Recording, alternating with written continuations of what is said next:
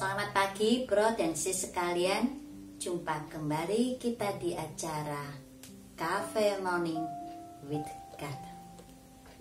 Young woman, wow, wonderfully made, yes we are. Dan tema kita pada pagi ini adalah pakailah perkataan yang baik untuk membangun. Dasarnya adalah dari kitab Efesus bab 4 ayat 29. Efesus bab 4 ayat 29 bunyinya, janganlah ada perkataan kotor keluar dari mulutmu, tetapi pakailah perkataan yang baik untuk membangun di mana perlu, supaya mereka yang mendengarnya beroleh kasih karunia. Ayat ini mengatakan, jangan ada perkataan yang kotor keluar dari mulutmu. Contohnya apa sih perkataan kotor yang keluar dari mulut kita?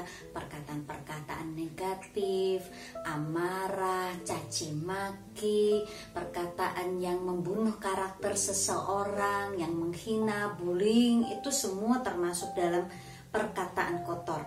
Tetapi pakailah perkataan yang baik untuk membangun. Itu memakai kata-kata yang positif, kata-kata yang memotivasi, kata-kata yang memuji, yang membesarkan hati teman kita atau orang di sekitar kita. Di mana perlu, artinya di mana saja, kepada siapa saja, dalam situasi seperti apapun. Bahkan walaupun itu harus lewat dengan chatting, karena selama ini kita di masa pandemi lebih banyak dalam chatting kalau berkomunikasi, bukan di dalam percakapan lisan. Di mana perlu, bahkan di gadget, supaya mereka yang mendengarnya beroleh kasih karunia. Supaya mereka ketika membaca chatting kita atau mendengar suara kita dalam percakap-cakapan, mereka juga bisa mendapatkan kasih karunia.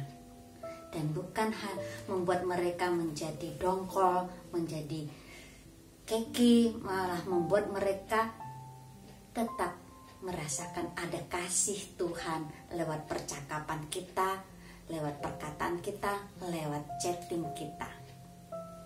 Saya punya sebuah sharing, waktu itu memesan mie pangsit dari teman lewat kurir yang saya panggil. Kurir itu dari ngambil sampai ke tempat saya itu 3 jam di perjalanan, gak nyampe-nyampe di dalam kota di Surabaya. Saya waktu itu chatting, monitor terus, dijawabnya OTW. Sampai 3 jam dia udah sampai, itu saya sudah dongkol. Saya udah membayangkan mie saya itu sebesar gede cacing. Saya sudah siap membalas si abang kurir itu dengan caci maki di dalam chat saya. Saya sudah mempersiapkan amarah saya, tetapi ternyata saya tidak melakukannya. Saya bersyukur tidak melakukannya, karena ada suara Roh Kudus di dalam hati saya mengingatkan saya bahwa ketika saya ikut camp, saya sudah diajarkan sesi bagaimana menjadi wanita pembawa kehidupan. Nah, ayat yang tadi itu juga mengingatkan saya tentang wanita pembawa kehidupan, di mana lewat perkataan saya harus memberi kehidupan, saya harus membawa kehidupan, saya harus mengeluarkan perkataan yang membangun. Dan akhirnya kepada si abang kurir saya tidak jadi meluapkan emosi saya, tetapi saya tulis terima kasih, barang sudah saya terima, semoga abang penuh berkat, penuh rezeki, selamat di dalam pekerjaan. Dan itu membawa damai buat saya dan tetap menjadi sukacita buat si abang kurir. Coba seandainya saya saat itu membalas dengan caci maki, itu akan membuat si abang itu emosi, marah, dan berdampak kepada pelanggannya yang lain.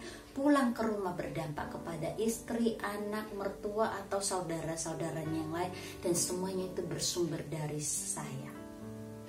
Tetapi ketika kita mengeluarkan perkataan yang membangun, kita membawa kehidupan, kita sudah menjadi cafanya Tuhan Yesus. Sekian dari saya.